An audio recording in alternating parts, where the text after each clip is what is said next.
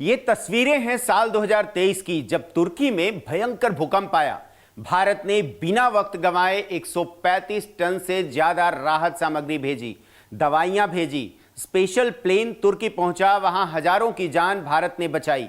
कुछ महीने बाद बाढ़ आया तो भारत ने 2 मिलियन टन चावल भी भेजा। लेकिन एहसान चुकाने की बारी आई तो तुर्की पाकिस्तान के साथ मिलकर भारत की जनता पर ड्रोन अटैक करवा रहा है।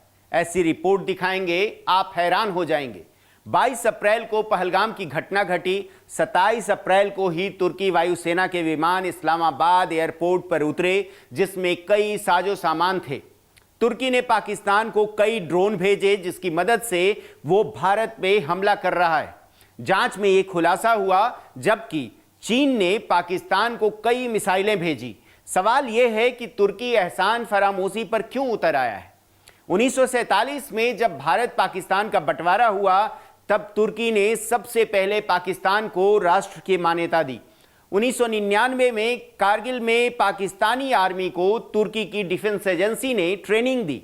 पीएम मोदी 2014 में जब सत्ता में आए, तब उन्होंने कई मुस्लिम देशों के साथ भारत के रिश्ते बेहतर किए, लेकिन तुर्की का दौरा सिर्फ एक बार ही किया। पीएम मोदी अब तक 88 विदेश यात्राएं कर चुके हैं, जिसमें 73 देश शामिल हैं। 2015 में G20 की बैठक में पीएम मोदी तुर्की पहुंचे थे। ये उनकी एकमात्र तुर्की की यात्रा थी। कश्मीर में 370 खत्म किया जाता है तो तुर्की पाकिस्तान के समर्थन और कश्मीर के विरोध में बोलता है। तब तुर्की के राष्ट्रपति ने लिखा था, हमारे कश्मीरी भाइयों और बहनों ने दशकों तक परेशानियां झेली हैं। हमारे कश्मीरी भाइयों और बहनों ने दशकों तक परेशानियां झेली हैं और हाल के समय में लिए गए एक तरफा फैसलों के कारण उनकी दिक्कतें और बढ़ गई हैं। आज कश्मीर का मुद्दा हमारे उतना ही करीब है जितना पाकिस्तान के। इस मुद्दे का समाधान सभी संबंधित पक्षों के हित में होगा। तुर्की कश्मीर मुद्दे के समाधान के लिए न्याय, शांति और बातचीत के साथ खड़ा रहेगा। पीएम मोदी ने इसी वजह से साल 2019 की अपनी तुर्की यात्रा कैंसिल कर दी। कहानी सिर्फ इतनी नहीं है, तुर्की ने सारी हदें पार कर दी है। कश्मीर की पहलगाम की घटना की तुर्की अंतर्राष्ट्रीय जांच करवाना चाहता है। इसके लिए बाकायदे राष्ट्रपति ने एक पोस्ट भी किया। वो पाकिस्तान की बात को सही ठहरा रहा है, खुलकर साथ निभा रहा है। मोदी सरकार तुर्की के साथ व्यापार रोक सकता है। भारत तुर्की के बीच 10 अरब डॉलर का व्यापार होता है। 57 मुस्लिम देशों में 2 देश पाकिस्तान के साथ खुलकर आए हैं।